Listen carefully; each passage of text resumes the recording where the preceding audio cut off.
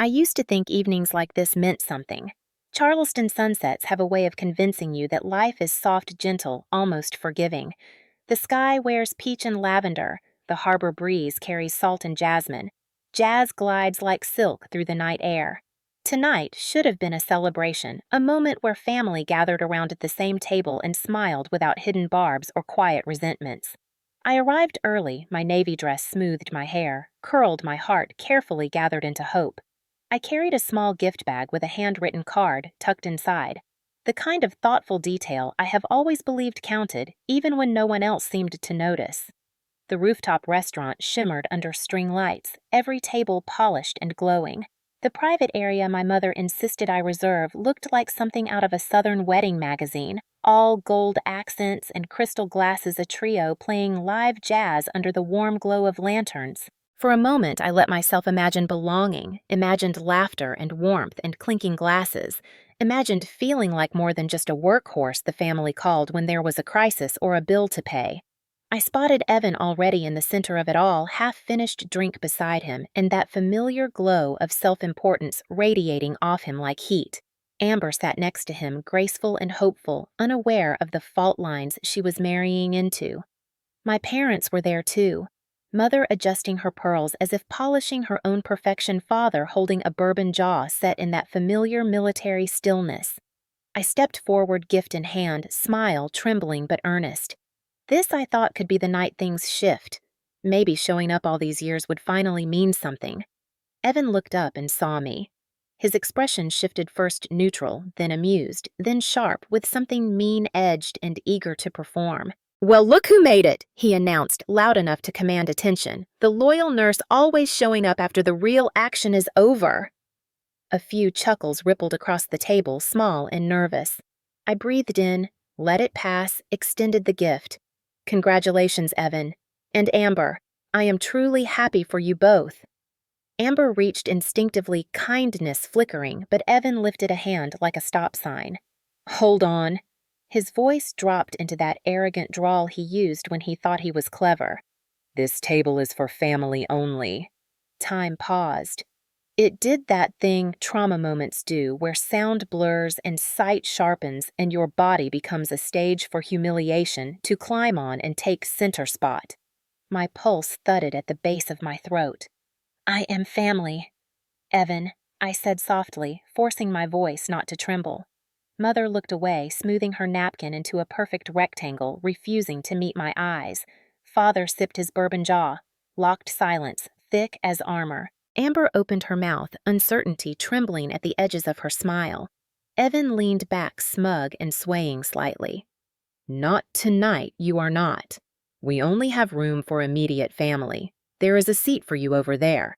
He pointed to a small folding chair near the service station, next to a bus bin, a trash bag tucked underneath. Laughter fluttered somewhere behind him, tiny knives disguised as politeness. Heat flamed behind my eyes. I swallowed dignity like broken glass. "Fine," I said, voice thin and steady, because sometimes the only power you have left is not giving them the show they want. I walked to the corner and sat. My coat stayed around my shoulders like armor. I placed the gift carefully beside my feet. I faced the ocean, blinking rapidly, refusing to let tears fall. The trio played on. Champagne glasses chimed. Toasts rose like gentle waves. And I sat there invisible, the crash of humiliation loud in my chest, despite the soft elegance surrounding me. Minutes passed. My heartbeat slowed from panic to something colder, deeper, heavier, a weight settling into bone. Then I stood, quietly, with intention. I did not belong here, not at this table, not in this old family script where my value existed only in what I could give or fix or pay for. I lifted my coat and the gift bag. My exit made barely a whisper. Evan saw movement and pushed back from his chair abruptly. "Where do you think you are going?" he demanded. The room stilled. "Just leaving," I said, keeping my eyes steady. "I do not want to cause a scene. Congratulations again." "Do not walk away from me," he snapped, voice cracking through the quiet like a whip. "Always running, always playing the victim. It is pathetic." Amber reached for his arm. "Evan, stop." He shook her off one step, unsteady from wine, from ego, from years of believing he could humiliate me without consequence. I turned. He surged. And before I could react, before anyone could speak, his foot whipped forward in a sudden, sloppy arc, fueled by alcohol and entitlement and whatever darkness had always simmered beneath his charm. His shoe struck the side of my head. A flash of pain bloomed like white fire. The world tilted. I hit something hard, heard glass shatter, heard gasps scatter like birds startled into flight. Warmth spilled down my temple. The skyline twisted lanterns smearing into streaks of gold. Voices pushed through water-heavy air. "Sarah, oh my God, somebody call someone, hush! Do not make a scene." My knees buckled. My breath stilled. And as the world collapsed into darkness, the last thing I felt was not pain, but an old truth rising inside me like a tide, finally breaking free. I had never truly been family to them, and this time I would not pretend otherwise. I woke to a sound that did not belong to the world I remembered, a steady beeping, soft and rhythmic like a mechanical heartbeat replacing my own. The smell hit next: antiseptic, bleach, plastic tubing, and beneath all of it the faint, familiar sadness that clings to hospital walls no matter how brightly they light the hallways. My eyelids felt thick, weighed down by pain, and something heavier, older, like exhaustion that had lived in my bones for years and only now found its chance to surface. I tried to move, and a dull ache radiated from the side of my skull, pulsing in slow, deep waves. I lifted my hand instinctively and felt bandaging tender skin, a faint, sticky residue of dried blood near my hairline. Panic trembled through me thin and cold. Not because of the pain, but because I could not immediately place why I was here. Then, memory slammed back with a clarity so sharp it made my stomach tighten. The rooftop, the lights, the table, his voice dripping arrogance, the kick, the world tilting. I swallowed, tasting copper and humiliation all over again. I blinked finally, and the room sharpened. Fluorescent lights hummed above, throwing a sterile glow over pale walls. The curtain beside my bed was half drawn. My body felt stiff, like every muscle was braced for impact, even after it was already over. A nurse in light blue scrubs entered her face, shifting when she saw my eyes open. There was recognition first, then a wave of shock and worry chasing behind it. "Sarah," she breathed. "Oh, honey, you scared us." My throat tightened. She was someone I had worked alongside in oncology, someone who knew I was calm under pressure and steady during crisis, someone who had seen me sit through grief and loss with grace. Seeing sympathy in her eyes felt unbearable. "What happened?" she asked gently, checking my vitals even though I could feel she already knew, or at least suspected. Her tone held the kind of softness reserved for children and trauma survivors. I opened my mouth, but no sound emerged at first. My tongue felt heavy. My mind scrambled for words that could make sense of this. "I fell," I said finally. My voice was fragile, barely above a whisper. A reflex so old I had not even noticed it forming. "I fell." She froze for barely a second, her eyes narrowing, not with suspicion, but with sadness. "You fell," she repeated slowly, like tasting the word and finding it bitter. The curtain pulled back again, and a police officer stood there, not aggressive, not harsh, simply present, clipboard tucked against his chest. His posture respectful, his expression calm. "Ms. Whitmore," he said, "we need to ask a few questions if you are awake enough."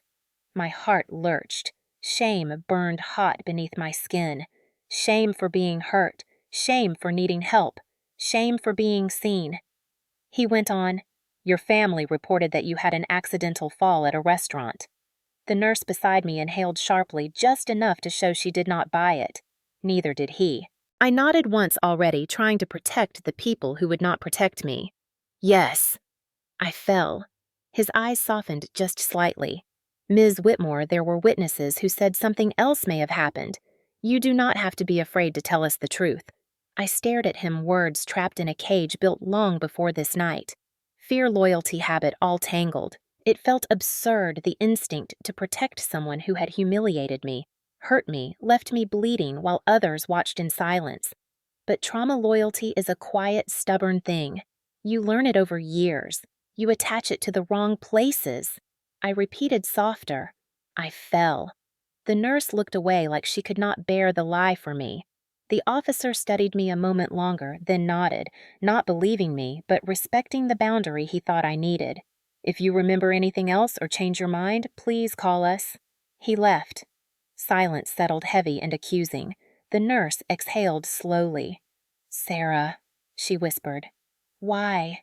My throat constricted. The truth sat there like a weight I did not yet know how to lift. I had spent years being the one who showed up quietly, who stitched wounds, fixed emergencies, soothed chaos. I had been taught to endure, to carry hurt privately, to keep the family image intact even when it suffocated me. Speaking would feel like betrayal, but they had betrayed me first. That thought flickered small but fierce like the first spark inside a long, cold body. She touched my arm gently. You do not have to cover for him. None of this is your fault. My eyes stung. For a moment, I wanted to believe her. I wanted to say everything, to confess how many times I had been sidelined, diminished, told to be grateful for crumbs of affection. How many birthdays spent alone because the family forgot. How many emergencies I covered while Evan was praised for existing. Instead, I whispered, I do not want trouble. She shook her head slowly. Trouble found you. The truth does not create trouble. It ends it. I turned my face away, staring at the ceiling tiles, tracing invisible patterns to keep from crying. My pulse trembled under the monitor clip. I remembered Evan laughing years ago when he forgot to pick me up from school and left me waiting for hours. I remembered him dismissing my promotions, mocking my long shifts, calling my job sad. I remembered my mother's voice always smoothing over his cruelty, always encouraging me to understand him, be patient, be supportive, be quiet. I remembered sitting at my niece's birthday party 3 years ago while Evan toasted to family, never once acknowledging the aunt who brought gifts and cupcakes and stayed late to clean. The nurse stepped out quietly, likely giving me space. The room hummed with machinery and unspoken truth. I closed my eyes again, but sleep did not come. Instead, I fell into memory. I saw myself 12 years old holding ice to Evan's face after he got into a bar fight he was too young to be in. Do not tell Mom, he had whispered, and I never did. I saw myself wiring money to him at 19 because he partied through his rent. I saw my hands shaking as I signed the deposit for the dinner tonight, thinking maybe this would be the time he said thank you. Instead, he kicked me. And I tried to say, I fell. The nurse returned with a cool cloth and pressed it to my forehead with a tenderness that nearly unraveled me. She did not push. She simply sat there, the quiet presence of someone who has seen far too many people try to protect the very thing that breaks them. A text notification buzzed on the hospital-issued phone on the table next to me, the one they gave patients without theirs. The nurse hesitated before handing it to me. I opened the message. My mother's name. 3 words. Do not make drama. Beneath it another from Evan. You embarrassed us. A third from my father. Rest. Let it go. My chest tightened, breath shaky and uneven, a quiet sob trapped beneath the ribs. I closed my eyes. Alone in a bright white room, wrapped in pain and betrayal, and the echo of a kick I had chosen not to name. Why do I still protect them? I whispered to the silent ceiling. Why am I still the one bleeding to keep the peace? They would rather watch me fall than stand beside me. The heart monitor beeped, steadily, calm and indifferent. I felt something shift inside me, small but seismic, like the first subtle crack in a dam that had held far too long. I did not speak to the officer. I did not tell the nurse everything. But for the first time, I did not defend them in my mind. And sometimes a crack is where the light begins to slip in.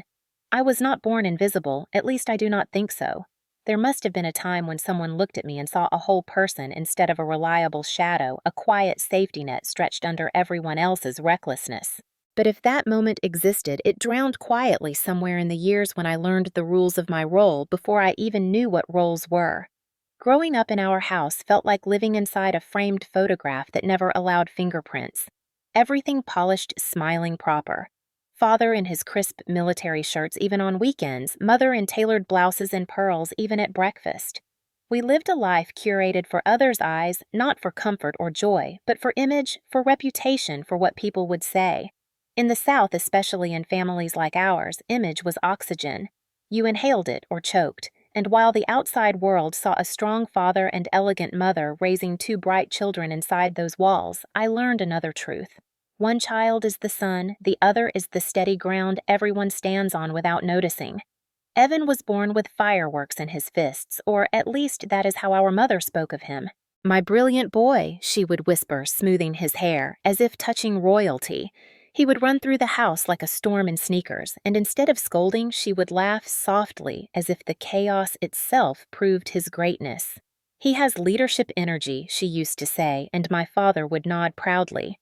Never mind that leadership mostly looked like Evan kicking over toys, shouting orders, and blaming others when things went wrong. I, on the other hand, learned stillness early. Quiet girls are praised in Southern households, especially when the sun is supposed to shine. Good girls do not ask for attention. They do not need praise. They do not break things or raise their voices or expect fairness. They help. They soothe. They do not impose. I remember standing at the kitchen counter washing dishes at 9 years old because Mom had a headache and Evan had homework. Evan sat there pencil tapping, complaining the whole time, and every time he groaned, Mom rushed to rub his shoulders like he was carrying the weight of nations. Meanwhile, my fingers wrinkled in soapy water and no one noticed. Father returned from deployment when I was 11. I remember running to him arms wide, expecting warmth, expecting to be seen. He patted my shoulder once firm and distant, then scooped Evan up in a crushing embrace that lifted him off the ground. "There is my boy," he boomed. "My future man of the house." I stood there, the air leaving my chest quietly, the smile falling even more quietly and visible in plain sight. To be fair, he did not dislike me. He simply did not see me. In his world, responsibility was masculine leadership, masculine pride, masculine. My usefulness lay in my silence, my reliability, my ability to smooth edges and clean messes and never ask for anything in return. I learned to keep my victories to myself. When I won a science fair ribbon in middle school, Mom congratulated me in passing, then asked if I could iron Evan's shirt for his football photo day. When Evan crashed his bike into a mailbox the following week and bloodied his knee, the house practically declared a holiday to nurse him back to comfort. I sat in the hallway that night, listening to my parents fuss over him, and in the dim light of the night lamp, I realized something children should never realize. So young, some hearts are nurtured louder than others, and the quiet ones are expected to carry themselves. High school did not change it. Evan got into trouble often, the kind that left dents in cars and calls from teachers, and every time I covered for him or helped him or bailed him out, I earned a whispered thank you and nothing more. No pride, no recognition, just expectation. "You are so mature," my mother would say, as if maturity was a medal instead of a cage. At 17, when Evan borrowed my savings, I had quietly collected from tutoring and babysitting jobs to buy a last-minute plane ticket for a beach trip I let him. He promised to pay me back. He never did.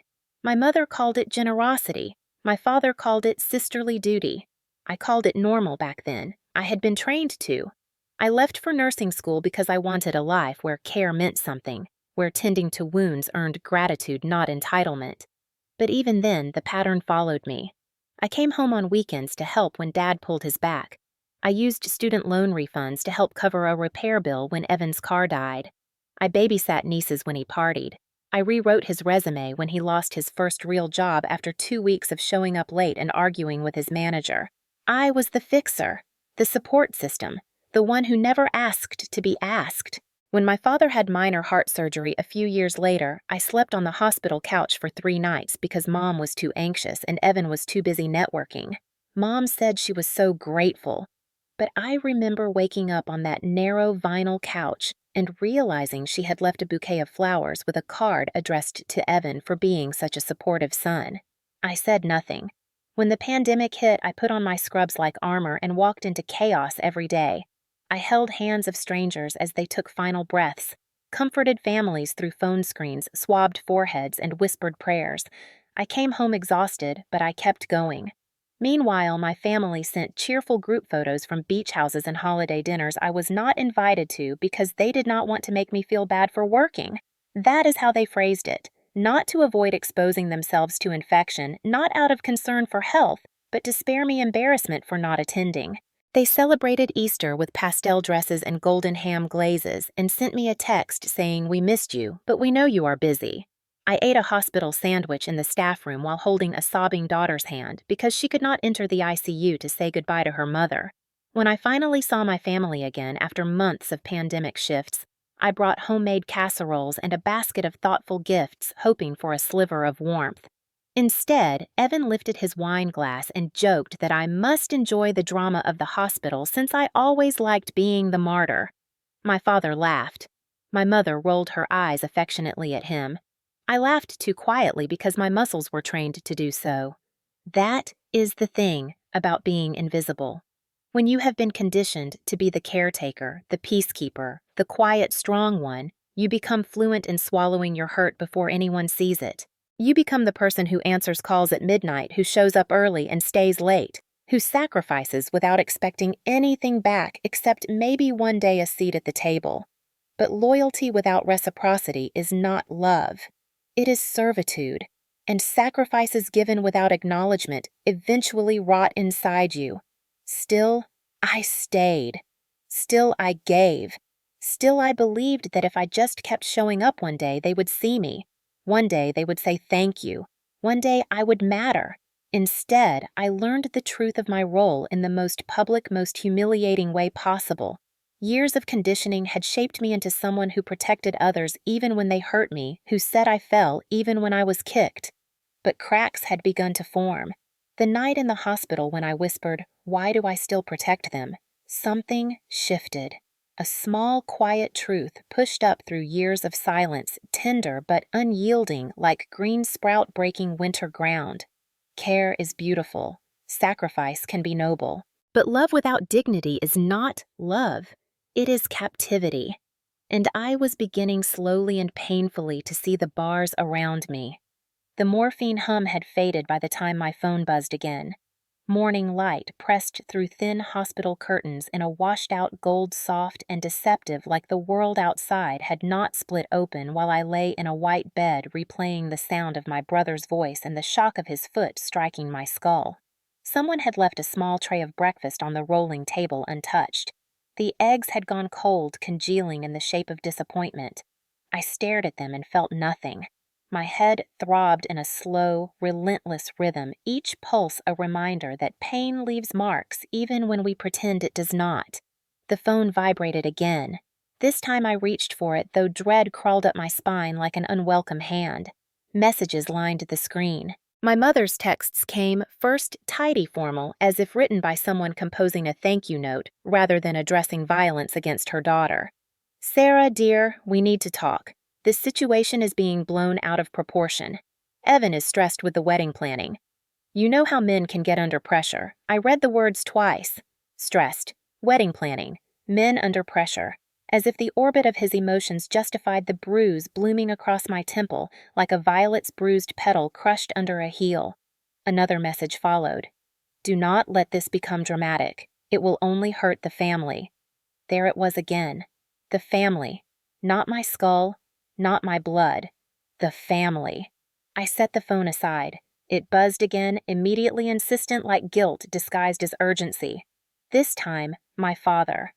One sentence. Keep the peace. Rest. Short, efficient, emotionally empty, the textual equivalent of a military nod. My hands trembled slightly, not from fear, but from the dawning realization that peace in our family always meant my silence. It meant absorbing damage to protect the narrative of us being a respectable Southern household. Peace never meant fairness. Peace meant obedience. I closed my eyes, trying to breathe. For a moment, I imagined someone sitting beside me, someone who would reach for my hand and simply say, "That was wrong." I am here. But the room was quiet, clean, impersonal, and my family was nowhere near. The phone lit again. "Evan, of course. You embarrassed us last night. His words punched harder than the kick. No apology. No question if I was alive. No remorse. Just accusation, entitlement, resentment wrapped in blunt text. The next one came fast. If you talk to the police, you will ruin everything. My ears rang. I tried to swallow, but my throat felt raw. Ruin everything? As if I had not been the one lying unconscious on cold tile while his life continued to unfold in wine-soaked confidence. As if my bleeding had been an inconvenience to his image. The phone buzzed again. Amber wants to fix this quietly. Do not make it worse. A tremor ran through me. Make it worse. The familiar script appeared before me like a teleprompter I had memorized since childhood. Do not overreact. Do not embarrass us. Do not break the illusion. Protect the family name at all costs, even if those costs included my dignity, my well-being, my body. The nurse from the night before walked in, carrying a clipboard and fresh bandages. She glanced at my phone screen just long enough to see the emotional debris.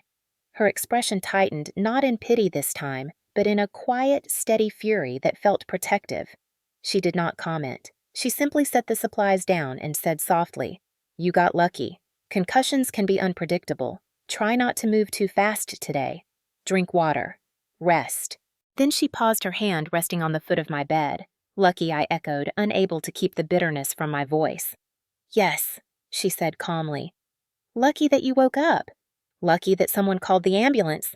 Lucky the kick did not land differently." Her eyes held mine. Lucky it was here, not somewhere private where no one could intervene. I swallowed again, throat tight. The truth carved through my chest. I was lucky.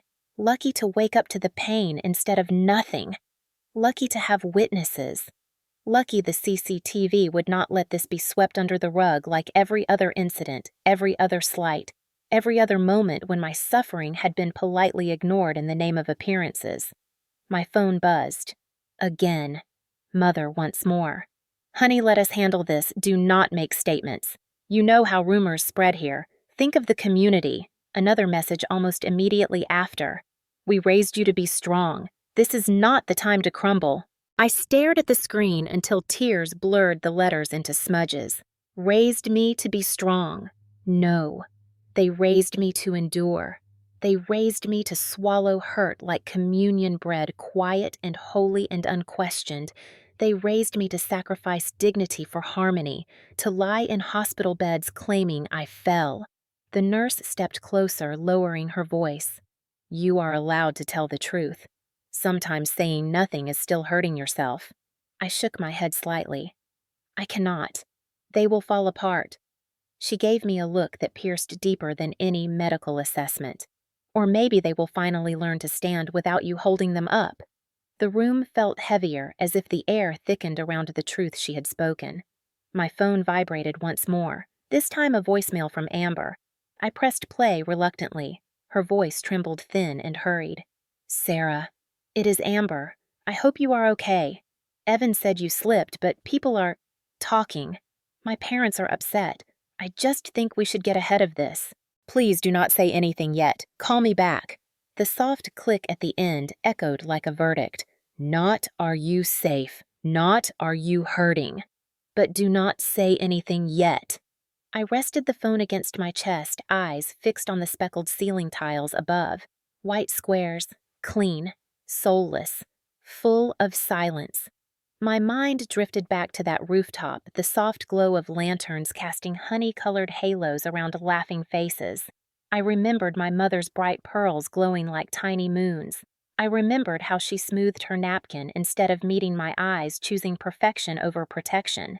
The nurse placed a gentle hand on my shoulder, a simple human gesture in a world that had trained me to expect none. "You do not have to decide today," she said quietly. "Healing is not just physical." My voice cracked. "What if speaking up makes everything worse?" She studied me for a moment, then answered with a softness that carried steel beneath it. "Sometimes worse is just the truth finally being allowed to breathe." She left me then, giving space but not abandonment. The door clicked behind her. Silence followed, but it felt less suffocating now and more like possibility. I looked down at the phone again, the glowing screen reflecting the expectations of a lifetime. Protect us. Be quiet. Take the blow and pretend it was an accident. I set the phone face down on the blanket. In the quiet that followed, I realized something I had never dared recognize. Peace had never existed in my silence. Peace had only ever existed for them.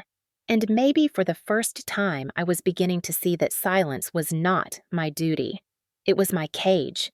The first crack in that cage had already formed on the rooftop floor in shattered glass and spilled blood.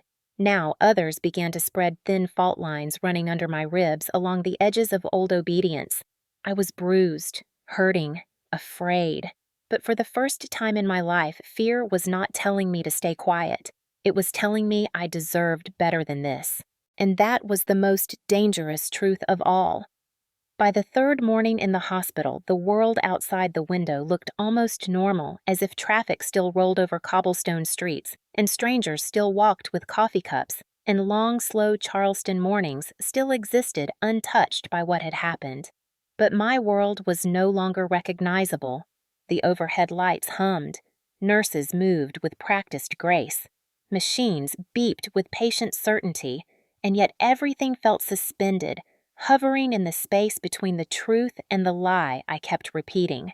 Every time someone asked what happened, the phrase slipped from me automatically like a confession drilled through years of repetition. I fell. But lies, especially ones stitched into survival, begin to suffocate when truth swells too large to contain. It started with a knock on the door, soft but firm, the kind of knock belonging to someone who expected to be let in. The restaurant manager stepped inside, holding a tablet tucked beneath his arm. Apology and dread shadowed across his features. His suit was crisp tie, neatly knotted, but his eyes betrayed discomfort. "Ms. Whitmore, I wanted to come in person. We have begun our incident report. We need your statement for liability documentation." I swallowed. My tongue felt like cotton. A strange mix of shame and fear knotted in my stomach. I knew this moment had been coming, but knowing does not soften the impact when reality arrives. I opened my mouth to speak, ready to recite the lie again, ready to carry the burden another mile. But before I could, he continued, his voice lowering. "And the police will need full access to footage. Security cameras captured what happened." Time slowed. The room spun slightly, not from the concussion this time, but from the shift inside me. The truth had been witnessed. It lived somewhere outside my body, now no longer trapped in my chest.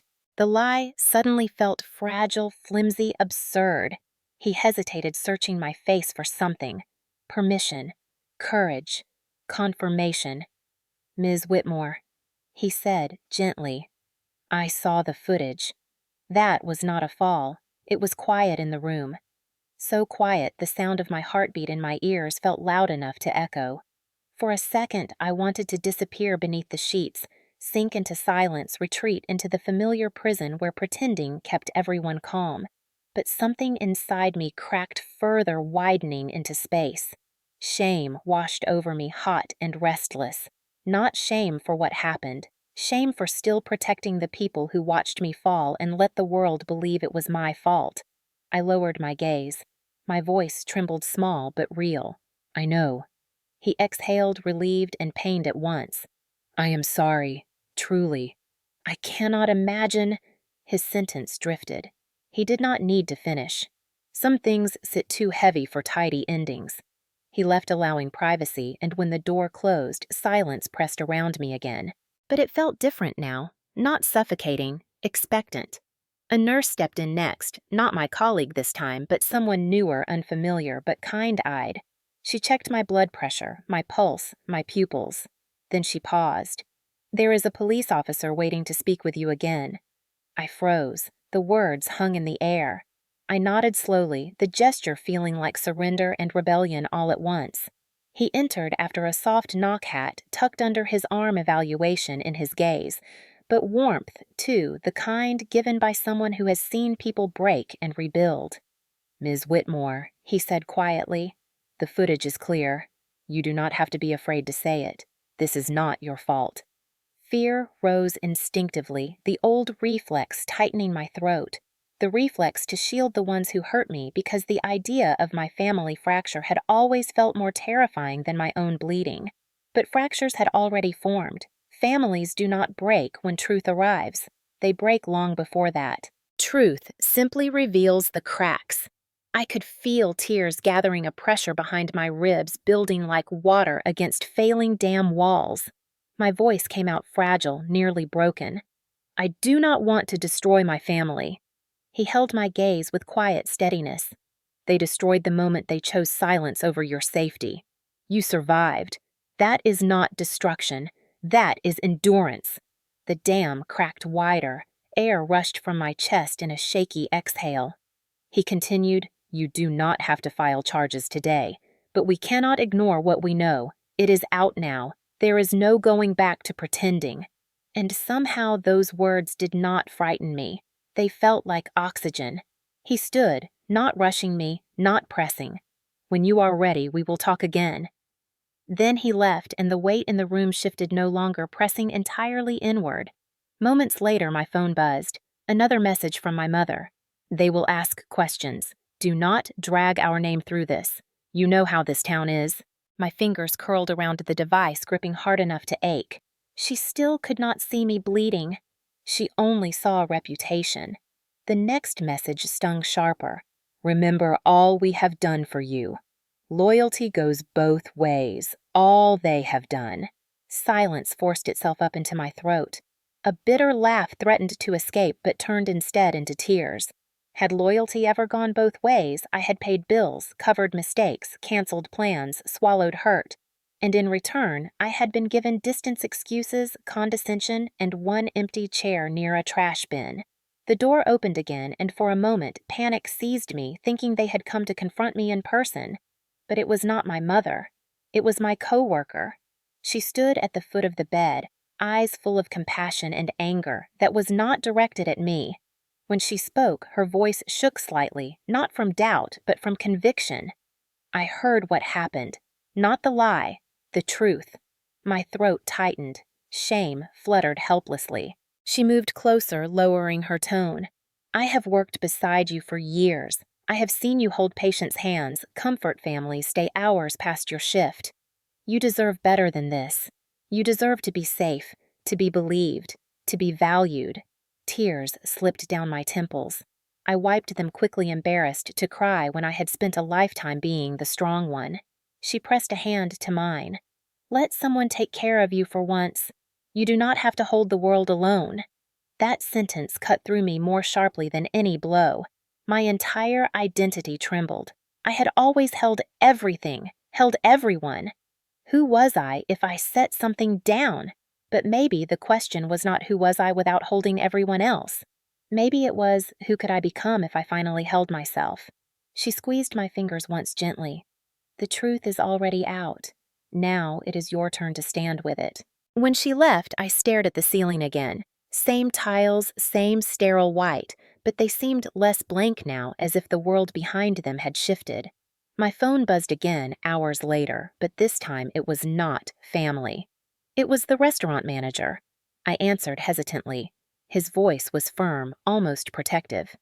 "Amber's parents requested access to the footage," he said. "They have it now." The room pulsed with tension. Wealthy Southern families protect their own, and Amber's father was a man with power and legacy woven into his voice like thread through tapestry. A man who would not tolerate humiliation in public or private. A man who valued reputation more than comfort. Much like my parents, except he had not chosen silence. The truth had moved into the world. It had witnesses. It had weight. It had consequence. I exhaled slowly. I did not feel triumphant. I did not feel vengeful. I felt tired. Bone deep tired. But beneath the exhaustion, beneath the ache, there was a flicker of something else. Something unfamiliar. Fragile but alive. It was not anger. It was not relief. It was something quieter, steadier. Something like dignity, beginning to return to a place it should have never left. The truth had begun to breathe, and I realized maybe I could breathe with it. Maybe for the first time in my life, I had stopped holding the burden alone. I woke the next morning feeling like my body was made of glass and every breath risked a fracture. The air in the hospital room held a strange stillness, the kind that comes right before a storm breaks or right after it destroys everything in its path. I did not know yet which one this was. My phone, resting like a coiled snake on the bedside table, lit up again. But for once, I did not reach for it. I stared out the window instead, watching the sun creep up slowly over the marsh, turning the water gold. Charleston mornings had always been a kind of mercy for me. The beauty here could fool you into believing life held softness. But I knew better now. Beauty was not always kindness. Quiet was not always peace. A gentle knock sounded and I braced myself, expecting another message from my mother delivered through a nurse, or worse, my father walking in with stoic disappointment, ready to coat the room like lacquer. Instead, a hospital administrator entered, followed by someone I did not expect to see so soon. Amber's father.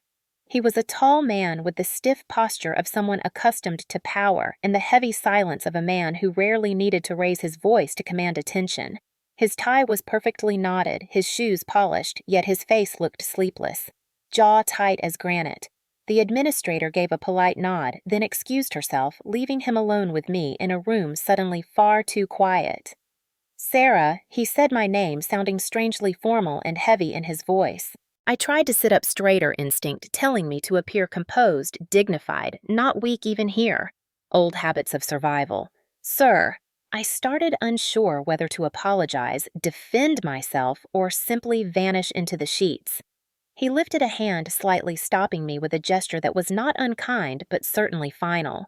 "I have seen the footage. 4 words. That was all. 4 words carrying a weight that pressed down on my chest harder than any shame or fear before. His jaw worked once, a muscle twitching near his temple, anger contained, but real. Evan told us you slipped," he continued quietly. His tone was controlled, but beneath it simmered something volatile. "He said you were emotional, that you overreacted, that the kick was accidental. The kick." Hearing it named like that fractured something in me again, splintering the last bit of denial into dust. I swallowed, throat tight. He studied me with eyes that saw too much. My daughter believed him. We all did. My stomach twisted not from guilt, but from a familiar ache of being dismissed. "And now you do not believe him?" I asked, voice smaller than I wanted it to be. "Belief is irrelevant," he answered sharply. "I saw it. I saw him." He exhaled slow and controlled. "When a man shows you who he is in front of a room full of people," he said evenly, "imagine what he would do behind closed doors." The room felt heavier air, thick as humidity after rain. I looked at my hands resting limply in my lap. I did not know what to say that would not unravel me. He continued quieter now. "When Amber called me crying this morning, she sounded frightened. Not for you, for herself, for what she nearly married." My breath caught. He took a small step closer, not invading, but grounding. "You deserved protection. You did not get it. My family failed too because we stood in the same room and let your suffering be disguised as inconvenience." I blinked, tears burning again. He shook his head slightly as if disgusted not at me, but at himself, at his blindness, at the culture that thrives on silence wrapped in silver napkins and southern smiles and jazz floating across rooftop air while a woman bleeds quietly at the back table. His voice grew firm. "A wedding will not be happening." My chest tightened. A mix of relief for Amber and a sadness so deep for what my life had come to that I felt hollow. He reached into his jacket and pulled out a folded document, wedding planning cancellation papers. But he did not hand them to me. Instead, he placed them on the table at the foot of my bed like an offering to truth itself. My daughter will not bind herself to a man who believes violence is a joke and humiliation entertainment. He paused, and I will not tie my legacy to it either. There it was, the Southern Code. Reputation mattered, yes. But integrity mattered more when pride cracked open and light finally got in. His gaze softened slightly. "I came to tell you, I am sorry. For believing a lie. For watching you sit alone that night and doing nothing. For thinking your quiet meant weakness. Quiet is not weakness, I whispered. It is survival sometimes. He nodded, something like respect passing between us. A nurse entered briefly and checked the monitor, sensing the intensity in the room and exiting without speaking. Amber's father studied me again. "Do you need anything?" he asked. "Anything at all?" The question startled me, not because of what he said, but because no one in my life had ever asked it and actually meant it. I shook my head slowly, voice barely audible. "Just time." He nodded. "Take it. Do not let them rush your healing." The plural struck me. Them. As if he already understood the machinery of my family. The way apology for them meant returning to silence. He turned to leave, but before stepping out, he looked back. For what it is worth, my wife watched the footage too. She cried. "She said if you had been our daughter, we would have held you so tight that night no one could have touched you again." The words hit like a gentle blow to the sternum. Unexpected, tender, painful in their kindness. When he left, the room felt different. Lighter, but in a way that revealed how heavy everything had been. I sat in silence for a long time, the faint hum of machines, like distant ocean waves rolling in steady and unbothered by human heartbreak. Eventually, my phone lit again. A message from Amber. I did not open it yet. I simply stared at the screen, then turned it face down on the blanket. Not everything needed to be answered immediately. Not every request for peace required compliance. For once, I allowed stillness without obligation. Hours later, a nurse wheeled in a new IV bag. Another brought fresh linens. Voices in the hallway murmured life going on as usual. But inside me, something fundamental shifted. When someone with power names the truth, the world rearranges. When someone outside your bloodline grieves what your family refused to protect you, begin to mourn too.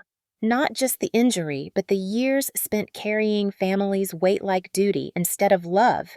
And when a door closes on a future built on lies, another opens on a life built on dignity instead of fear.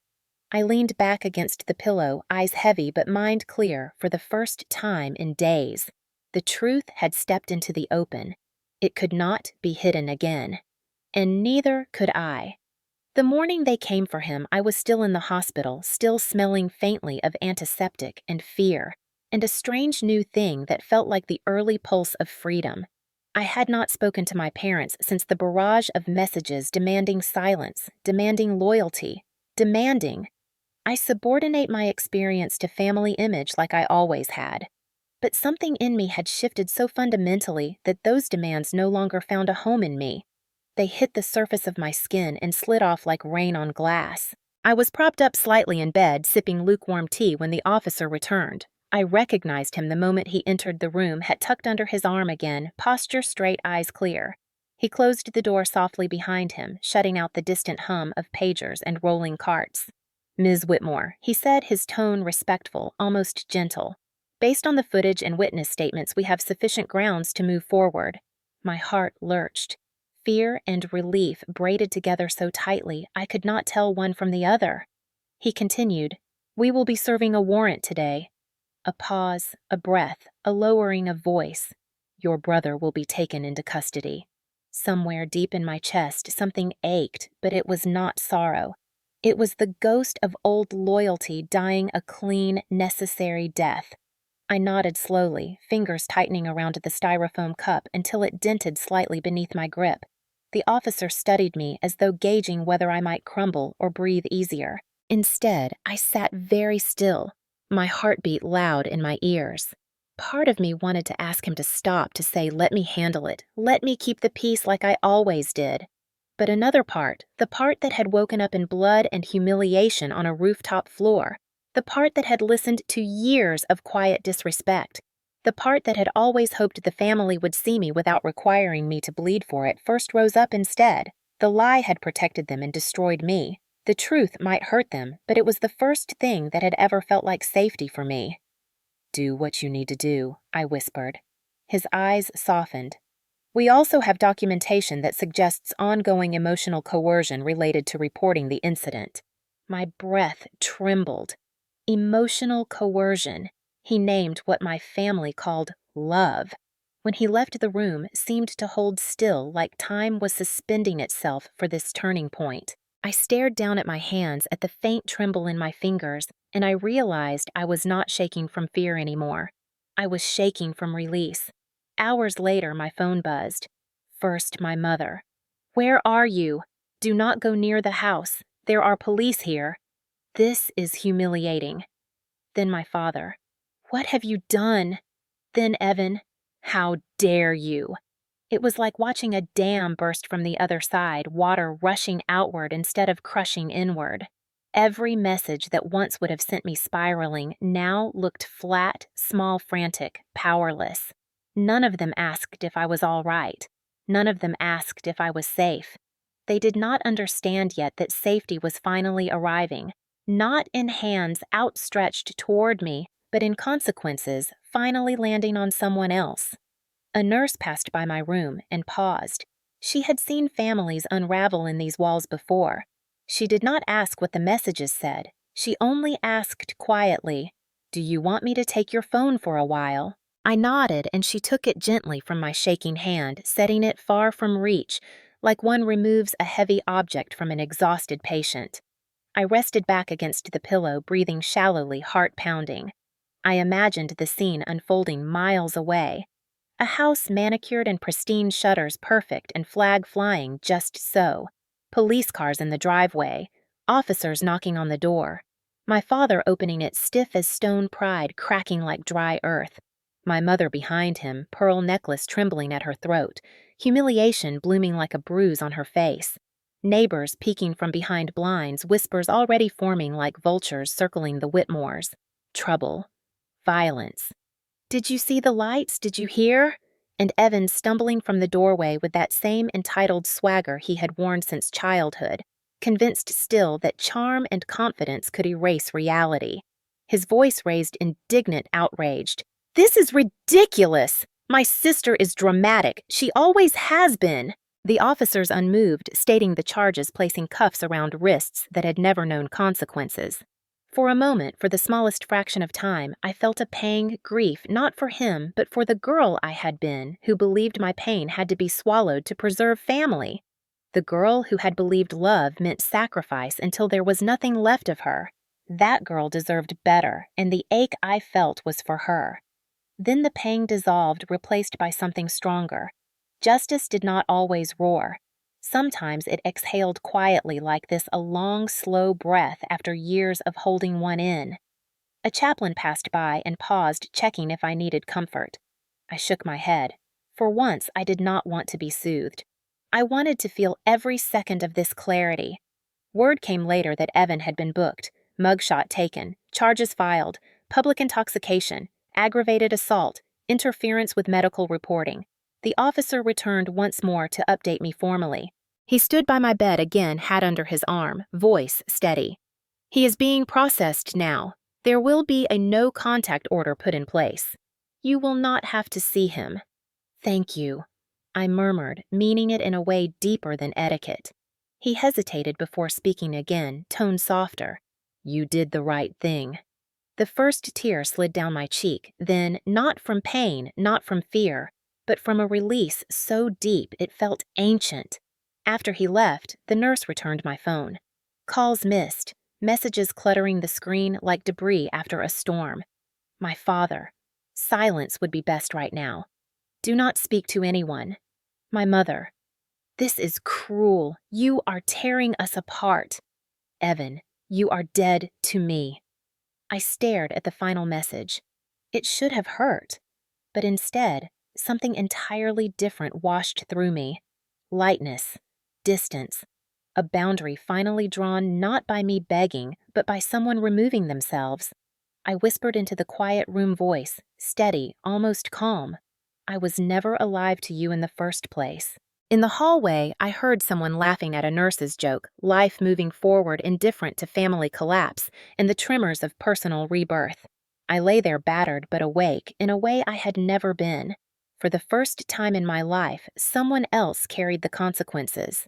For the first time, I did not rush to catch them as they fell. For the first time, the world did not fall apart when I spoke the truth. It simply rearranged itself, and I found myself not crushed, but standing bruised, yes, shaken, yes, but standing nonetheless. And as the day faded and evening shadows stretched across the walls, I felt a quiet truth settle in my bones. Survival is not silence. Strength is not suffering. And justice, when it arrives, slow and heavy and unstoppable, does not destroy the innocent. It frees them. Charleston has always had a way of pretending everything is fine, even when it is rotting underneath, and in the days after Evan's arrest, the city's polite smile began to slip around the edges like damp wallpaper peeling in summer heat. The whispers came first, moving through cobblestone streets and manicured porches faster than humidity in July. Southern charm is warm until it starts to curdle. And when news traveled that the Whitmore golden son had been taken away in handcuffs, the genteel facade of our family life cracked like thin porcelain under a heavy thumb. I was discharged quietly, escorted not by family, but by a nurse who insisted on walking me to the car service the hospital arranged because she did not want me stepping into the world alone. The autumn air hit my face with a sting that felt like truth meeting skin, sharp, bracing, honest. As the car rolled through downtown past pastel storefronts and wrought iron balconies, I saw it everywhere. Eyes turning, conversations pausing, a slow hush falling, like magnolia petals caught in still air. People knew. They always do. And suddenly, the reputation my parents worshipped, more than love itself, became the very thing that betrayed them.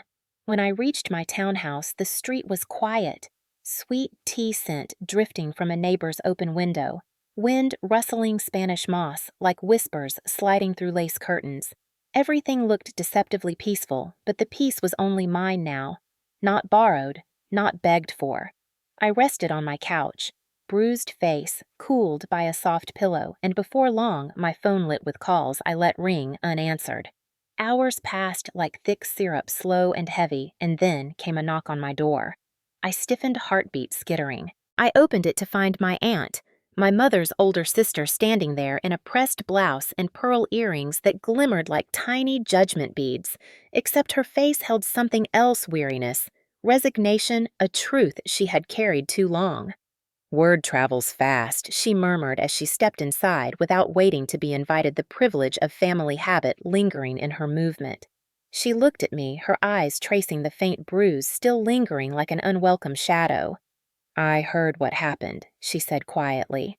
I nodded, bracing for etiquette-coded scolding, ready to be told I should not have let it go public, ready to hear that I had embarrassed the family. But instead, she sighed deep and tired. I always knew this day would come. My breath caught.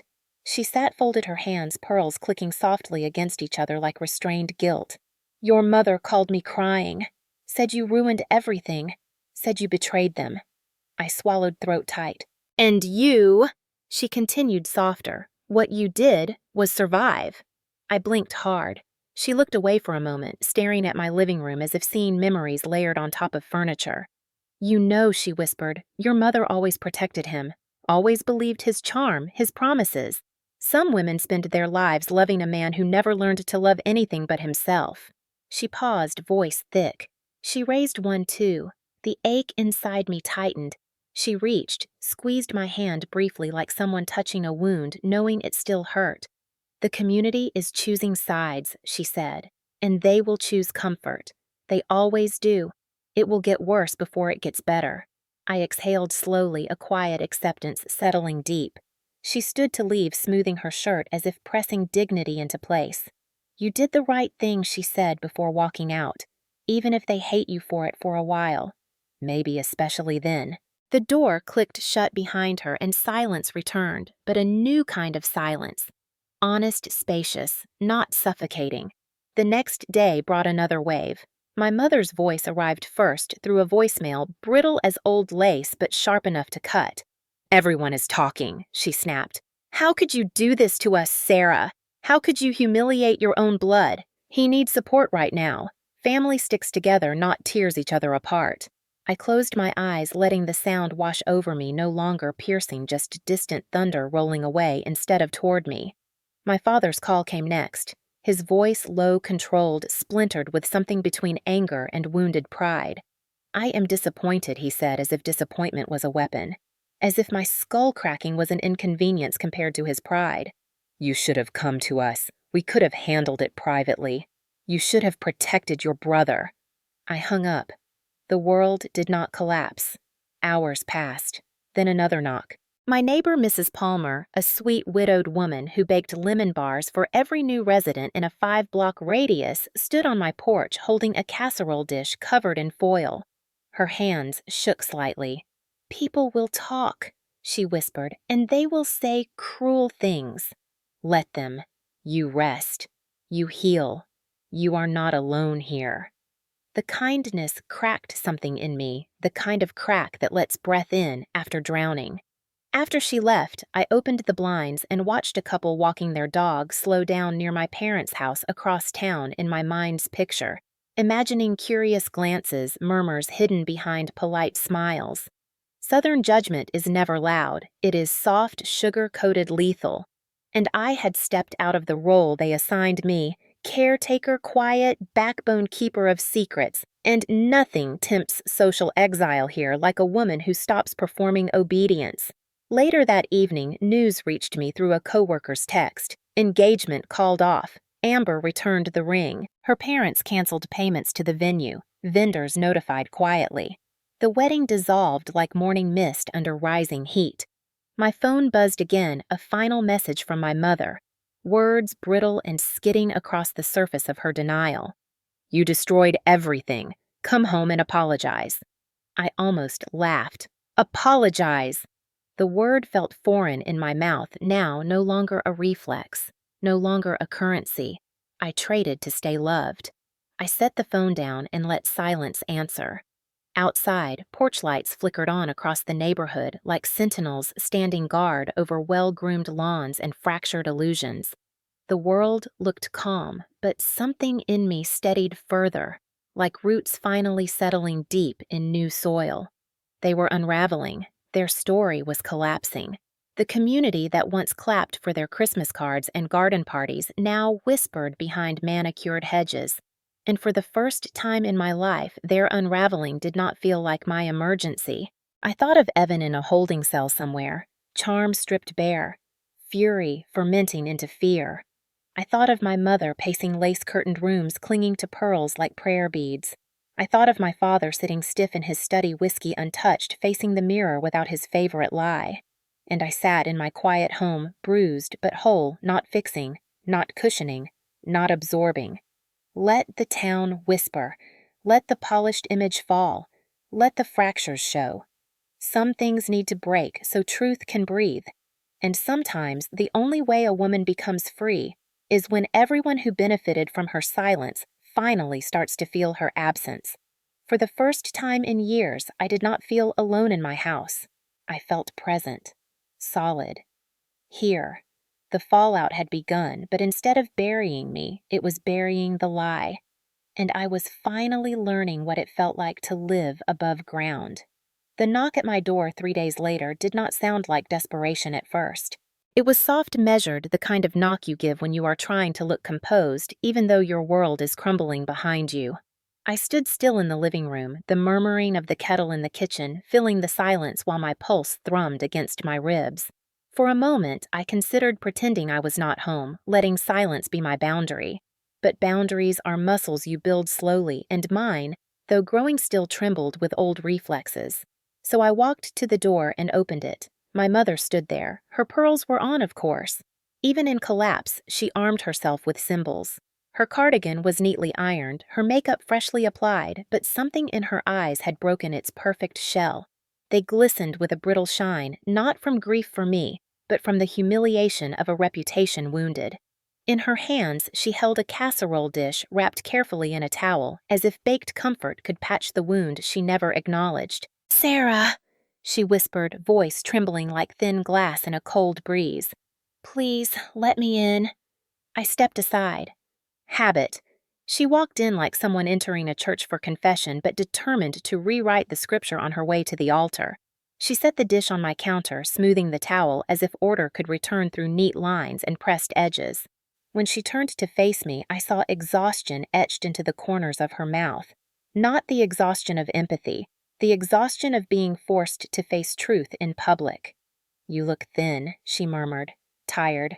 You always push yourself too hard." I did not answer. The kettle clicked off behind us. She clasped her hands in front of her like she was bracing for impact. "I came because this has gone too far." My breath stilled. Too far. A fractured skull had not been too far. Public exposure had. She rushed on before I spoke. "The neighbors are talking. Your father is beside himself. Evan," she faltered on his name. "Evan is devastated." "Oh," I said softly, almost gently, because cruelty delivered calmly is sometimes sharper than shouting. "Is that why you are here? To tell me about their suffering?" Her chin quivered. "Do not do that, Sarah. Do not act like you are the only one hurting. You could have handled this quietly. You should have come to us. Family matters stay in the family." I felt the old instinct to shrink, to absorb blame, to apologize for existing in pain. But it did not come. Something steadier rose instead, like earth rising under my feet. I asked quietly, like what happened on that rooftop. That should have stayed hidden. She swallowed hard. A tear slipped down her cheek, elegant even in grief, as if she had been trained to cry beautifully. "He was drunk. You provoked him. You embarrassed him in front of everyone. You know how he is. He did not mean to. He kicked me in the head." My voice wasn't loud, but it landed heavy in the room, a truth laid down like a stone. She flinched. "He has a temper." "And what about yours?" I asked. "Mine? What temper?" She snapped, mask slipping. "The one that turns cold instead of loud. The one that protects him even when I bleed." The room went still. She blinked, stunned, as if I had spoken a language she never expected me to understand. "This family has sacrificed so much for you," she whispered, voice tightening. "We gave you everything. You gave me expectations," I said. "Not space. Not compassion. Not safety. Just duty." She shook her head. "That is not fair. I sacrificed too. I held this family together." "No," I whispered. "You held its image together. There is a difference." She looked around my living room as if seeing it for the first time, as if searching for some flaw she could latch onto to regain control. When she found none, she turned back, eyes shining with simmering hurt. "After everything we did, after everything we gave, you ruined us." I stepped closer. "You let him hurt me. Then you told me to stay silent so strangers would not judge you. I am not ruining the family. I am just refusing to be ruined by it." Her breath hitched. She reached out then, hand trembling, the gesture of a woman reaching to pull someone back into a burning house rather than letting them walk into air. "Sarah, please. Come home. Apologize. Fix this." I looked at her hand. For years I would have taken it. For years I would have set myself on fire to keep them warm. But not now. I stepped back. "I do not owe you my silence. I do not owe you my body as your shield. I owe myself peace." She looked shattered then, not in the way repentance breaks you open, in the way entitlement cracks when it meets its first real boundary. She whispered, voice soft but sharp with disbelief. "You are choosing them over us." "No," I said. "I am choosing me." I walked to the door and opened it. A breeze drifted in warm and salt, touched from the harbor, carrying the scent of marsh grass and freedom. She stood frozen, unable to move, as if the threshold had become a border she did not know how to cross. When she finally stepped toward it, her shoulders shook. On the porch, she paused, back still to me, voice barely audible. "I do not know who you are anymore." I breathed slowly, finally steady. "I do." She flinched. I closed the door softly. Not slammed, not dramatic. Soft, final, the kind of closing that says I am done performing pain so others can pretend comfort. I leaned against the door, breath trembling not with fear, but release. Peace did not rush in like music. It arrived quiet like dawn, like the moment before a tide turns. On the other side of the door, I heard nothing. No accusations, no guilt. only footsteps fading away, and for the first time I felt not abandoned, but free. Healing did not arrive like sunlight streaming through a chapel window. It arrived like slow breath after crying, like hands unclenching after years of gripping survival so tightly that the knuckles had gone white. It arrived quietly, uncertainly, with stumbles and silence, and the ordinary tasks of living, washing dishes, opening curtains, remembering to eat, unlearning the instinct to brace for impact. The first morning home after my mother left, I sat at the kitchen table with a mug of coffee growing cold in my hands, staring at a placemat woven in soft cream and moss green that I had bought months ago but never really noticed. My house felt different now. It felt like a place I lived in rather than a place I retreated to. I touched the bruise near my temple, still tender, and instead of flinching, I breathed slowly through it. This pain belonged to truth. It was a wound earned in the fight to reclaim myself. In the days that followed, I moved slowly, careful not to rush. I made meals for myself, not because I had to, but because nourishment felt like a small act of rebellion after years of feeding everyone else and forgetting my own hunger. I sat on the porch in the early mornings, the sky soft and pale, like the inside of a seashell, watching gulls cut across the horizon, while the town stirred awake. Sometimes my hands trembled without warning. Sometimes I woke in the middle of the night, breath-sharp body remembering fear, even when my mind whispered safe.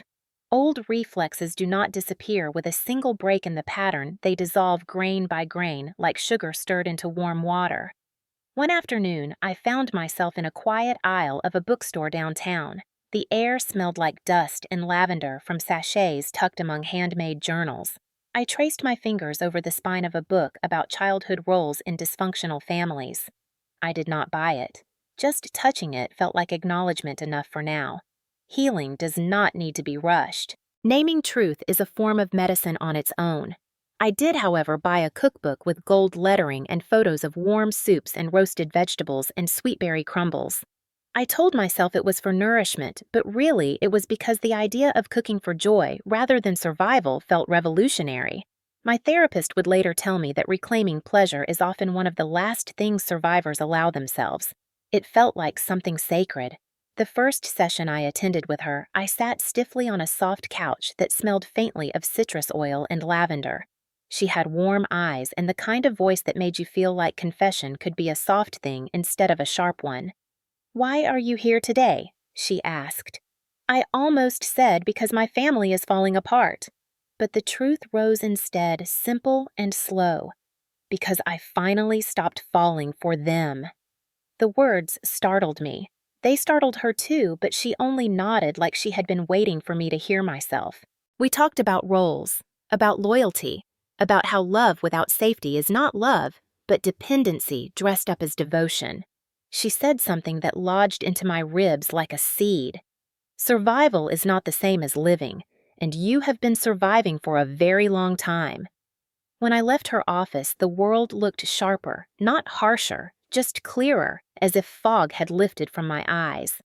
Days stretched into a rhythm that was quiet but full, each moment like a page turning without hurry. I dusted shelves. I rearranged a cabinet. I went for morning walks by the water, the planks of the wooden boardwalk warmed by sun gulls crying overhead. Sometimes I stopped to watch the shrimp boats leaving the harbor nets trailing like ghost lace. Life moved around me, not demanding anything, not pushing, just present. On one of those mornings, breath visible in the cool air, I walked into a small antique shop at the corner of King Street. Bells chimed softly when I entered. The shop was filled with old wood and brass porcelain pitchers painted with faded flowers, books with cracked spines, furniture that carried stories in every scratch. That was when I saw it. A dining table. Round, solid oak edges carved with delicate leaves like someone had once believed beauty belonged in small details. It had 4 sturdy legs, not ornate, but steadfast strong in the quiet way I wanted to be. The surface bore faint marks of use, not damage history. I ran my fingers across it. It felt warm, grounded, real. Mine. I asked the shopkeeper about it. He smiled, gentle. Estate sale. belonged to a teacher who lived alone but hosted Sunday dinners for neighbors and students who had nowhere else to go. My breath caught chest tight with something tender: community, care, choice. That table had held stories, not performances. I bought it without hesitation. When they delivered it, I stood in the doorway watching two men carry it into my dining room. The room had been mostly empty, a place I barely used, a place reserved for holidays I often spent at work. Now it felt like the heart of the house. I placed a single white candle in the center of the table, not for romantic symbolism, for dignity, for presence, for the quiet claim of a life that belonged to me. My therapist asked later what the table meant to me. I answered without thinking. Space I earned. It became my ritual then, sitting at that table each night, sometimes with a simple bowl of soup, sometimes with nothing but tea and soft jazz playing from a speaker, the candle flickering like a pulse of peace. Each night I sat alone, not lonely, free. I thought often of my father rigid in his pride, of my mother clutching reputation like rosary beads, of Evan learning consequences for the first time in his carefully cushioned life. I did not hate them. Hate would tether me to them. I let go instead, strand by strand, until attachment loosened like wind unwinding a ribbon. One evening, as I washed dishes, the sky streaked in orange and lavender. Like some quiet apology from the world, there was a soft knock on the door. Not urgent, not demanding, just present. I wiped my hands and opened it. My father stood there, hat in hand, uniform jacket neatly pressed, though he was not in service anymore. His face looked older than I had ever seen it, lines etched, deeper eyes tired. He did not step inside. He stood on the porch like a man at a graveside facing the truth of what he had lost. For a moment he said nothing. Neither did I. Then he lifted his hand, and in it was an old navy insignia tarnished slightly around the edges. He held it gently, not offering it, just showing it. His voice was low and steady in a way I had never heard. I spent years teaching you strength, he said. I did not teach you safety. His jaw tightened. That was my failure. Silence hung heavy enough to bow us, but tender enough not to crush. He met my eyes. I am sorry. The words were quiet but unarmored, stripped of pride, stripped of expectation, an offering instead of an excuse. He did not ask to come in. He did not ask forgiveness. He simply let the moment stand honest and small and human. I nodded, throat thick. He set the insignia gently on the porch railing, no ceremony, no demand, and walked away. I stood there watching him go, feeling grief and grace twist together like threads of the same rope. Not reconciliation, recognition. That was enough. When I returned to the table, candle flickering low, I sat in the silence, not fragile, but steady. Healing did not roar. It whispered. It breathed. It built itself like tide on sand, slow, inevitable, reshaping the shore of who I was. And for the first time in my life, I did not feel like someone waiting to be chosen. I felt like someone choosing herself. The candle flame swayed gently, and I whispered into the soft, quiet air, I am here. And I am staying. Not for them. For me. Justice does not always arrive like thunder. Sometimes it comes like paper in an envelope, like a muted phone vibration, like a judge's calm voice echoing through a courtroom where no one cheers and no one claps, but the world still shifts. In the weeks that followed, life unfolded slowly, quietly, like a bruise fading under skin. I returned to work on a reduced schedule, colleagues greeting me with soft pats on the arm, with warm glances that held more solidarity than words could manage. I moved through the oncology ward with a gentler gait, not because I was fragile, but because I finally understood the cost of being invincible. Healing had taught me tenderness. Boundaries had taught me peace. One crisp morning, as leaves rattled like paper prayers in the breeze outside my office window, I received a call from the district attorney. His tone was measured respectful, but beneath it I could hear firmness, a kind of resolute moral spine. The plea deal is finalized, he told me. Anger management classes, misdemeanor assault on record, probation, no contact order extended. The file is public. Evan would not go to jail, not in the dramatic way television promised justice. But this This was real consequence. This was enough. In our world, reputations build kingdoms. A tarnished record is exile, and maybe exile was exactly where he needed to learn who he really was, without applause to mask the echo. After the call, I sat at my kitchen table, my table fingers wrapped around a warm mug, steam lifting like morning fog from a marsh. I did not feel triumphant. I felt settled, grounded, like a door had closed, not with fury, but with finality. A few days later, a certified envelope arrived at my doorstep. Family Financial Trust Amendment, the attorney's letter read. Evan's access suspended indefinitely. His name removed from several accounts. Oversight handed to a neutral executor. I traced my thumb over the embossed seal, feeling no joy in his loss, only relief in my release. I was no longer the emergency fund, the fixer, the silent foundation holding weight while receiving none. The burden had shifted away from me. That was justice enough. And then, unexpectedly, came a letter. Not text, not voicemail. Handwritten, the script shaky but earnest. Amber's handwriting.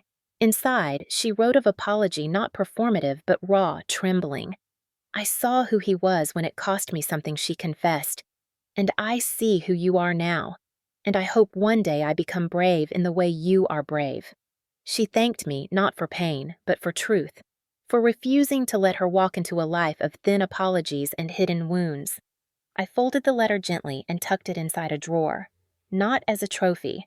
As a reminder, courage sometimes looks like leaving a table instead of begging for a seat. I learned later through quiet channels, neighbors' gossip, cousins unable to sit on secrets that Evan had moved out of state. A modest apartment, a job arranged by a cousin who owed a favor to someone who owed a favor. No more lavish dinners, no more lazy afternoons living off other people's labor, no more cushioned fall from grace. I imagined him sitting in a bare kitchen, the hum of an old refrigerator replacing the clink of champagne flutes. I did not feel satisfaction. Pain forged empathy, but not regret. Growth sometimes begins in exile, and repentance blooms not under applause, but under silence. Let him sit with quiet the way I once had to. Let him learn what empty feels like when cruelty no longer fills the room. My mother sent one last message, short and jagged, the words brittle and small. We are trying to move forward. I did not respond. Moving forward had always been possible for them when I swallowed things whole. This time, movement required accountability, and that was a language they were still learning. I did, however, place her contact under a new name in my phone, slowly recovering. Grace did not demand entry. It simply waited. My father, in his quiet way, honored the boundary by giving space. He sent one text weeks later. Proud of you. Not for what happened, for who you are now. I stared at it a long time before pressing a hand to my chest, steadying my breath. Justice had landed not in fury, but in slow alignment of truth and consequence. No fireworks, no grand finale. Just a life restored to itself. At the end of each workday, I walked along the harbor as pelicans dove cleanly into the water, rising each time with something worth holding. And each evening, I set one place at my oak table, lit one candle, and sat in the stillness, not waiting, not lonely, present, whole. Some nights I prayed not for them, not even for forgiveness, but for quiet strength to stay awake in my own life. For years, I had asked for a seat at their table. Now I had my own, and it was enough. Maybe that was the fiercest justice of all, not watching them fall, but watching myself rise. Even now, when dusk settles over Charleston like a silk shawl and the sky turns the color of faded rose petals, I sometimes think back to that rooftop. To the clinking glasses, the polished silverware, the string lights swaying gently as laughter hovered over a table I was never meant to belong to. There are nights when I can still feel the sting of humiliation at the back of my throat, still hear the careless cruelty wrapped in a joke, still sense the familiar ache of being almost part of something, but not quite human enough for their affection. And for a long time I thought healing meant forgetting. But I know better now. Healing is remembering without begging the past to love you. It is remembering without collapsing. It is walking through memory like walking past a house you once lived in familiar, but no longer yours. Tonight, I sit at my table, the oak, warm under my palms, a single plate set beside a folded linen napkin, and a glass of water reflecting candlelight like a small galaxy captured in glass. Soft jazz floats through the room. Slow piano, gentle trumpet, something that feels like breath-made sound. Outside, cicadas hum and wind stirs the moss in the live oaks, as if whispering secrets only southern nights can hold. I am not waiting for anyone. The chair across from me is empty, and for the first time in my life, an empty seat is not a wound. It is a testament, a declaration, proof that solitude is not abandonment when it is chosen. I once believed family meant belonging at any cost, that love meant sacrifice without limit, that peace meant swallowing pain so deeply it became marrow. I once believed silence was strength, but strength is not suffering. Strength is choosing to stand when no one claps, choosing truth when no one cheers, choosing self-respect, when the world expects your obedience. Strength is setting a table for one and knowing it is not a failure of love, but a triumph of self-worth. I used to be the woman who sat by the trash bin so others could toast above me. I used to believe loyalty meant staying small so others could stay comfortable. I used to think suffering silently was noble. But the truth is, this silence never protected me. It protected the ones who hurt me, and survival was never meant to be my final form. There is a quiet that is not resignation but peace, a solitude not shaped by rejection but by choice. Tonight, the candle burns low, its flame steady and certain.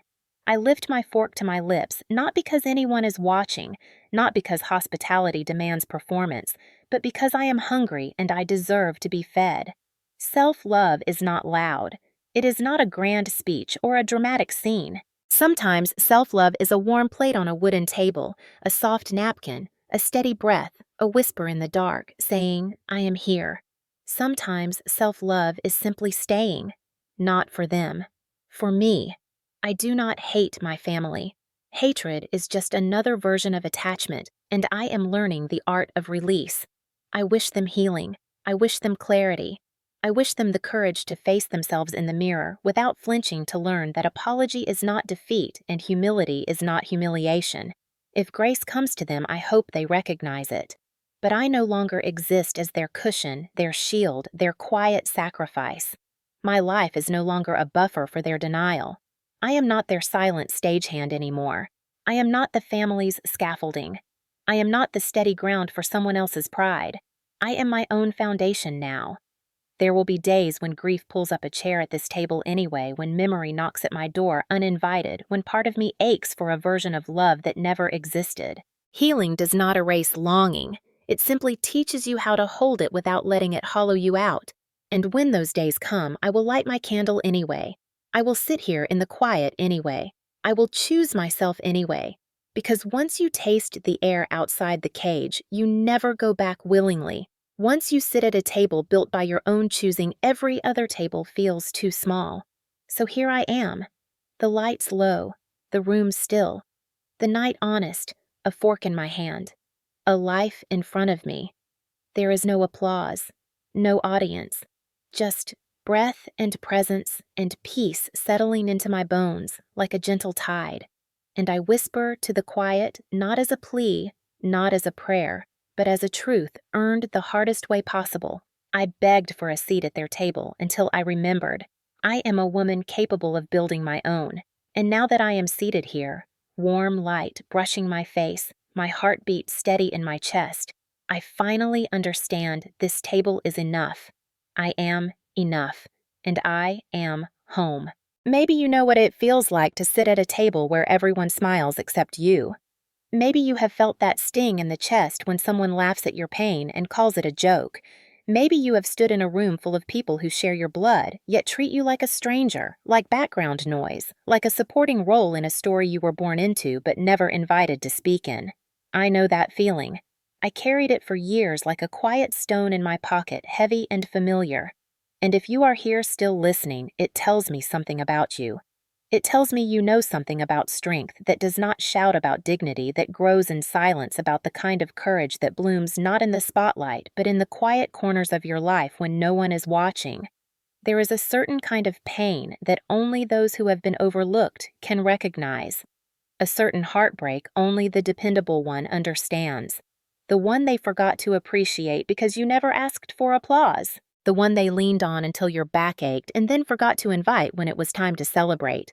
For years, maybe you told yourself it was fine, that love meant endurance, that family meant standing last and smiling anyway.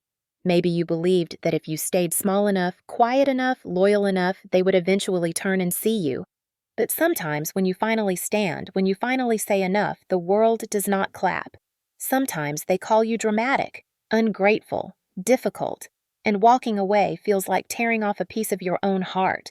If you know that feeling, pull up a chair here. If you have ever broken in silence so others could stay comfortable, this space is yours. If you have ever walked away from a table that fed you crumbs while you served them feasts, I see you. Not as someone who failed to belong, but as someone who finally remembered your worth. You do not need to explain your pain to be real. You do not need permission to heal. You do not need validation to reclaim your seat in your own life. There is a peace that comes when you stop trying to prove you deserve what should have been freely given. There is a power in saying quietly and firmly, not here, not anymore.